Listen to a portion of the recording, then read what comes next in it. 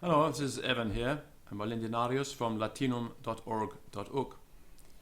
The Society for the Oral Reading of Greek and Latin Literature, which is SORGLL, SORGLL, and you can Google for that and find their webpage, SORGLL, was founded in the early 2000s for the purpose of promoting the oral recitation of Greek and Latin poetry. And I'm going to read the statement of purpose here for SORGLL. It is generally acknowledged that the literature of the Greeks and Romans is among the most beautiful and powerful expressions of the human mind. It is also generally known that this body of literature was created with the intention of being orally performed and orally experienced by a group of listeners, large or small, and was not intended to be read silently with the eyes alone. The element of sound is therefore fundamental to a full aesthetic experience and understanding of Greek and Latin literature. And yet the traditional method of teaching Greek and Latin ignores or neglects the sounds of the language as if they were of little or no importance. And in fact, many Latin teachers have not really bothered to make an effort to master Latin pronunciation. And they treat it as though it had little importance. And this is the same at university level as well, at the academic level, thus depriving students of the basic literary reward of hearing and reproducing beautiful poetry. And now I'll add to this that because most research and writing on Latin is not done in Latin anymore, those days are long gone, so somebody who's working at a university level in Latin will spend most of their time writing papers in their native language, and only a fraction of the time will be spent with their head in Latin. And even then they'll be translating out of Latin. And for many people, reading Latin actually means translating Latin into the target language and not appreciating the Latin as Latin. And so the sound is not important if you're doing that. And if your focus is on writing about the Latin in another language and analyzing it as literature in another language, then your focus won't be on the aesthetic aspects of Latin poetry. So it is like a student studying Mozart solely from musical scores. And that's the situation with Latin pretty much everywhere these days. And not given the opportunity to actually hear any Mozart at all. It is the aim of our society to encourage students and teachers to listen to and reproduce the sounds of Greek and Latin literature, thereby enriching the whole study process of those languages. Fortunately, linguistic and metrical research of the last century now permits us to acquire a close approximation of the pronunciation of classical Greek and Latin, the result of which we call the restored classical pronunciation. Our society feels it is our professional duty to use the results of this research in our teaching of Greek and Latin as a means for achieving maximum authenticity and aesthetic pleasure in the reading of Greek and Latin literary works. As a means towards this end, our society presents programs oriented to the oral performance of classical literature at the annual APA meetings, and we publish a newsletter, and we have established this website to present pertinent information, audio clips, queries and discussions, while several members of our society regularly give recitals of Greek and Latin literature in schools, colleges and universities throughout the country. We cordially invite you to join the Society for the Oral Reading of Greek and Latin Literature and to share our experience in hearing and reproducing the true sounds of Homer, Virgil and the other classical authors. And this website went up in 2003. And you can listen to various readers here. Robert Sonkowsky, who had a great effect on me, and I learned to read Latin poetry initially by listening carefully to his readings and analyzing them. There's some readings here by Mark Miner, Wakefield Foster, Stephen Dates, Katharina Falk at Columbia at that time, Matt Dillon, and those are the people you can listen to examples there.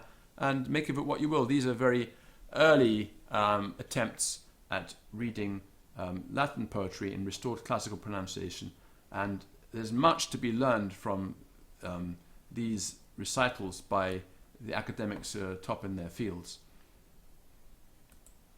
Now, Sonkowsky published an important article on reading Latin poetry aloud. It's called Latin Verse Ictus and Multimodal Entrainment, and you can find that by searching for Latin Verse Ictus and then file type :PDF, and it will come up in Google. It's a few down in the search. And this was published in the early 2000s. So I'm going to go through it. What is ictus in classical Latin verse? Philological analysis of several references in classical Latin literature denies the authenticity of the widespread practice of orally stressing, that's making louder, the syllable on which the ictus falls in classical Latin verse. These references suggest instead that the ictus was indicated by bodily movement or by some form of pulsing action with the thumb or the foot.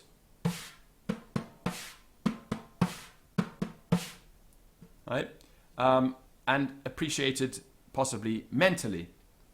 Modern neurophysiological studies, in which we are guided by Franz Hallberg, shed light on these aspects of ictus.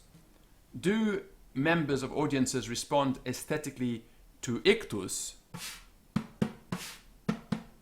by sharing brainwaves measurable by EEG or MEG?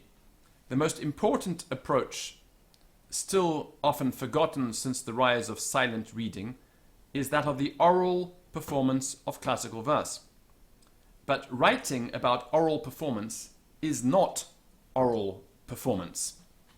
This is another field entirely, and there are a few of us, a happy band of pioneers, who are trying to produce high-quality oral performances of Latin poetry. There's still very few of them around. There's some excellent readers online, and some of them are getting better and better.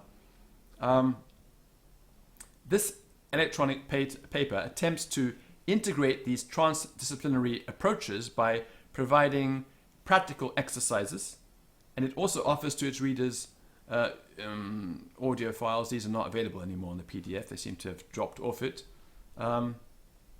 So, verse ictus and word accent are two of the technical components of the rhythm of classical Latin verse. The word rhythm in English can have many different meanings, but in Latin, rhythmus, we are told by Quintilian, differs from metrum, meter, in that rhythmus includes corporis motus, movements of the body. W.S. Allen's research and explications tell us that the normal coincidence of ictus and accent in the final 2 feet of the Latin hexameter, unlike the case in Greek hexameter, indicates a relationship between Latin ictus and accent. And then that's earlier Allen. Allen later on revised his view on this. This suggests to me too that classical Latin verse ictus does have something in common with word accent, but contrary to the assumption of Allen in his earlier paper on the subject, and of many, there does not seem to be any evidence that this commonality was vocal stress, and as I said, Allen recanted and changed his mind later on. None of our classical references to ictus, or to its sometimes synonym percussio, mentions vocal stress or increase of loudness. Instead, the only references to a physically perceptible ictus keep mentioning time with the feet, as in Pliny the Elder, modulantium pedum, or the thump of the thumb, movement of the plectrum, as Horace imagines himself as coro didaskalos, conducting the boys and girls in producing his Carmen Seculare. Lesbium servate, pedem meique pollicis ictum. Keep the lesbian meter and beat of my thumb. Lesbium servate, pedum meique pollicis ictum, or something like that. Measuring time with the beat of the fingers.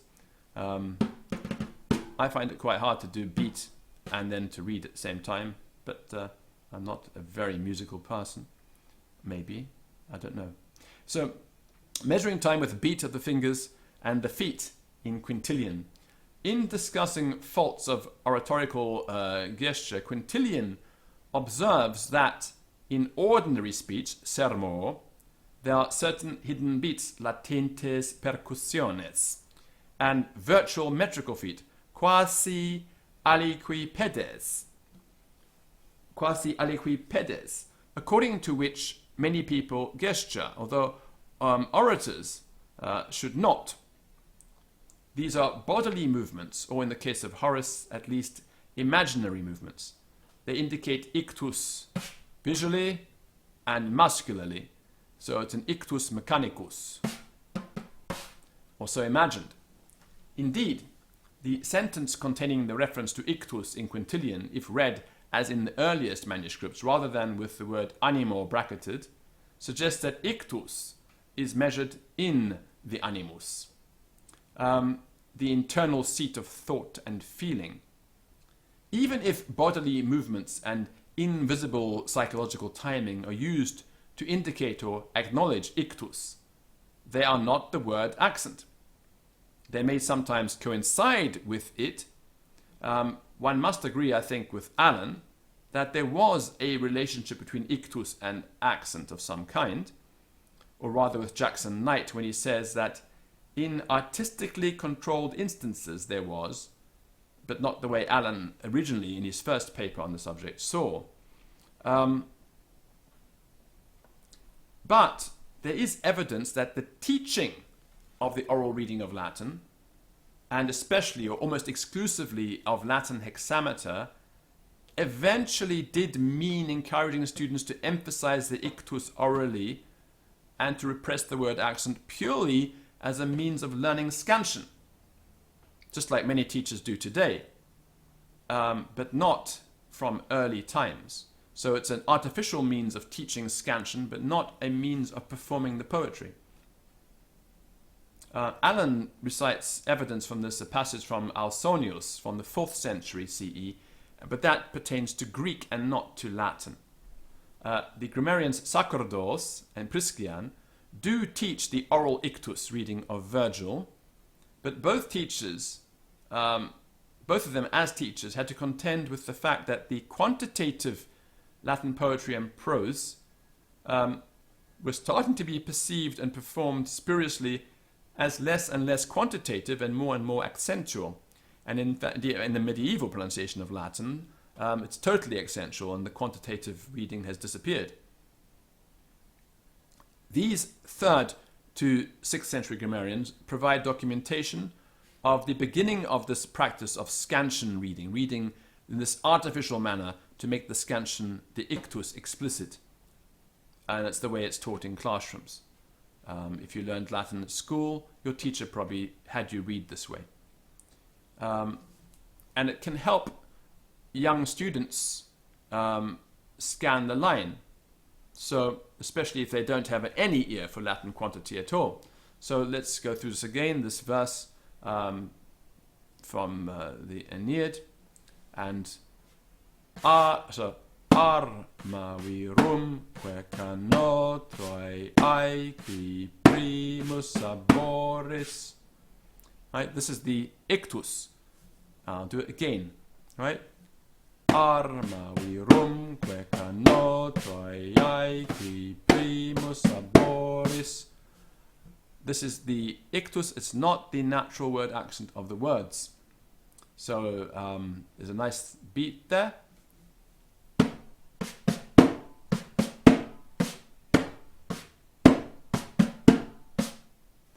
But it doesn't help the student read it. in the sense of read it in any emotional way, read it with any sense of meaning. As a mature reader, observing the rhythmic complexity that requires the coordination of several technical elements, such as the staccato, the syncopated stress called for by word accent falling on the short syllable ka, which English people have problem with. If the accent falls on a word with a short vowel, we tend to lengthen it. And by the word accent on the first syllable of troiai, an accent heavily contrapuntal to the ictus, as felt in the second syllable. So the ictus is troiai, but the natural word accent is troiai. So they're the exact opposite of each other. So we have arma, virumque cano, troiai qui primus arboris. Or, another possible way, the natural word accent may be on the first syllable of virumque. Arma, virumque cano, troiai qui primus arboris. Another example would be to compare a puerile scansion of line 105, describing the ship caught by the mountainous wave in the storm. So let's do that. First you just do the rhythm, right? Dat latus in sequitur cumulo praeruptus aquae mons. Now, if you're used to the way Latin sounds in the natural word accent, this is very, very weird. But, you know, dat latus in sequitur cumulo praeruptus aquae mons. Aquae mons, right? No respectful Roman. Cumulo in sequitur, right? The accent never falls at the end of a word in natural Latin. So, if you read it with the scansion reading, it just becomes monotonous. There's no indication here of the power of the words, of what's going on, the terrible stuff that's happening in the sea, right? The ship turning on its side, the mountain of water heaping up, bursting forth over the ship.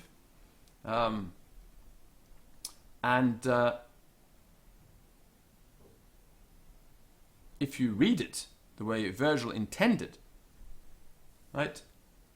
Dat latus in sequitur cumulo praeruptus aquae mons. Right? It's what's happening is full of tension, dramatic tension, right? Dat latus in sequitur cumulo praeruptus aquae mons. And that's a very different feel to reading it in this mechanical way.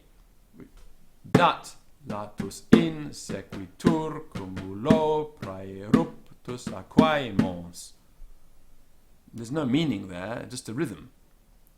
So, philologists are interested in what the ancients perceived, what they thought about the ictus and the accent. But the field of oral interpretation, oral readers can focus on communication, and this is the issue, communication between performer and audience. So if you're reading with the ictus, there's no communication taking place, no emotion. So what is the verse ictus? So our Latin lexicographers agree it's the beat of Latin poetry. What is not immediately articulate, however, is this. How is the beat communicated in performance? Is it communicated at all? Did the Romans, on a theoretical level, even understand it properly? So when they're talking about it, could they talk about it in a meaningful way? Were they trying to apply Greek things to Latin unsuccessfully? So if ictus is not communicated by increased vocal intensity, what indications are there of any communication of ictus at all? So, oral readers of Greek and Latin take the risk, says Sonkowsky, of the fictional rhapsode Ion, as portrayed by Plato in his dialogue of that title, of not having a science, a techne, by which to explain our successes and our failures. Perhaps, however, under the perspective of today's science, the metaphor of the lodestone or magnet and the chain of magnetized rings connecting Ion and his audience with Homer and the Muse can be read as no longer so ironic. It is possible that we can today spin Plato anew and identify a certain counter-irony. If we see the chain of magnets in modern scientific hindsight as Plato's unconscious intuition that rather than, says Sonkowsky here, a disordered separation from the logos expressed by voice and gesture, perhaps some magnetoreception in our brains and elsewhere may be involved. Did he, with mere intuition and not with mere techne, with technical skill, recognize that electromagnetics in and around us, even if we are far away from the Heraclean lodestones of Ionian magnesia, can play a role in performers' endeavors to enthrall audiences by means of psychophysiological synchronization or entrainment of the performer's physiology with that of the audience. Before the Enlightenment, we had made some progress on related concepts. So the great 4th and 3rd century Greek physician Herophilus of Kos compared the dilation or diastolic movement of the pulse to the arsis or upbeat of a musical foot, and the contraction or systolic movement to the thesis or downbeat. Perhaps we oral performers can start to think about this Herophilian physiologic analogy as much as about a Socratic magnetic one. According to George Leonard, in 1665, the Dutch scientist Christian Huygens noticed that two pendulum clocks mounted side by side on a wall would swing together in precise rhythm. Scientists called this phenomenon mutual phase locking of two oscillators, or entrainment, or synchronization. A simpler and clearer demonstration in physics classes today, not mentioned by Leonard, is to hang two pendulums from the ceiling and swing them at different rates. The faster pendulum will slow down and the slower one will speed up. And Leonard asserts that the enchanting effects of music can be explained by entrainment, that the audience in some way participates in the recitation of the poem. The notion of multimodal empathy, or entrainment or synchronization, is a partial suggestion to understanding what's going on when someone's reading classical literature aloud. Those who are hearing it read aloud and, if they ever look up from a page of text, seeing it read aloud. Of a typical audience, some members may be inattentive, somnolent, preoccupied, others are not, and may be tuned in to a performance conjointly with each other as audience members. And there are additional modes, including what might be called electromagnetic modes, which take place in your brain, which I hope may help us understand Ictus as being beyond hearing the voice and seeing gestures. In doing so, I have guidance from my colleague Franz Hallberg in the field of chronobiology. And then he goes on with this idea of the oscillations that may be taking place in your brain when you listen. And then the ictus may be something that's subconscious. I'm going to skip over quite a large section here. Oral interpretation. How do these synchronized rhythms fit into the context of an oral performance of Latin poetry? Both the ancients and we are aware that in performance our bodies and voices are replete with rhythms.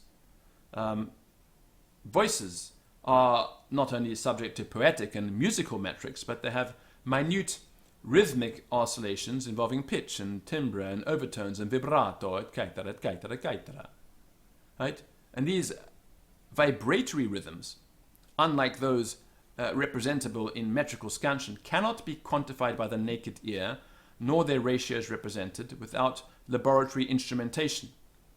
The brain waves behind a performer's production and the audience's participation in vocal, visual and kinetic rhythms are even more complex and hidden away. However, they may or may not participate in the ictus. the body moves rhythmically, both at the easily observed kinetic level and also at the macro-kinetic level, where communication can be not only subtle and cutaneous, but subliminal and subcortical. So philologists are not trained as EEG technicians and may not ever be able to get beyond a basic attempt to understand that, to describe the communication between performers and audiences that take place at a brain level. And we are not trained to be experts in non-verbal communication. That's kinesics either. And then he sort of discusses a bit of the problem that those who analyze the poetry aren't necessarily people who are good at performing it. And that performance and analysis are very different things. The ancients tell us of the importance of the mind's eye in performance. So Quintilian, who followed Cicero in turning to actors regarding delivery, directs us to use mental images, imagines, phantasiae, to stimulate appropriate emotional responses in expression.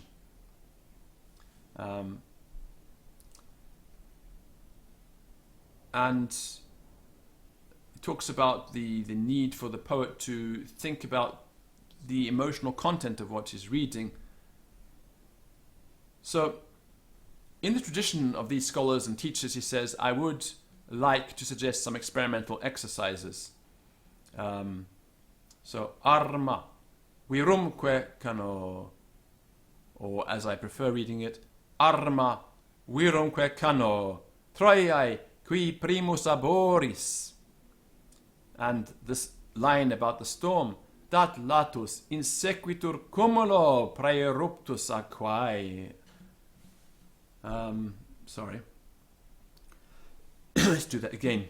I was reading one line just like that. Dat latus insequitur cumulo praeruptus aquae mons. Read by the poet to show the urgency of what's happening, that this wave is smashing onto the ships. And when you read it, you need to be aware of what's going on. I'm not going to go through the rest of this paper. You can go and have a look at it yourselves. I'm just going to scroll down to the conclusions. Further investigation and experience by oral readers and listeners can reveal more about the impact of such texts, both in antiquity and now. It is the duty, says Sonkowsky, and passion of classicists to bring new light of successive generations on classical literature. And it's ours to make sure that we can use cutting-edge scientific work so that in our work. Pardon me. And then he talks about the importance of oral interpretation and audience participation in the recited poem. And that, of course, the reading of a poem is primarily an emotional experience. So if you're reading it technically, you're not going to convey the emotion that the poet was intending you to convey. So that's that. The Latin verse Ictus and multimodal entrainment by Robert P. Sonkowsky, written, I believe, in the early 2000s.